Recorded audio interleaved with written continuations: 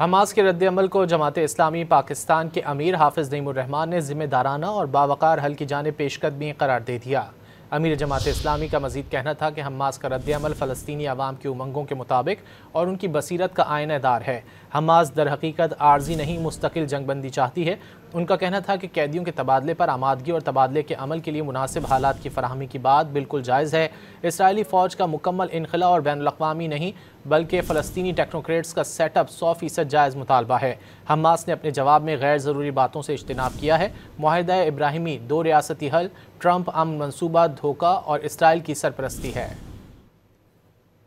Hamas के रद्द-ए-अमल को जमात इस्लामी पाकिस्तान के अमीर हाफिज नईमुर्रहमान ने जिम्मेदाराना और बावकार हल की जानिब पेशकदमी करार दे दिया।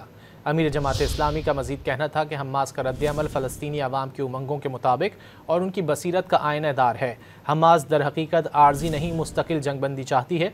उनका कहना था कि कैदियों के तबादले पर आमादगी और तबादले के अमल के लिए मुनासिब हालात की फराहमी की बात बिल्कुल जायज़ है।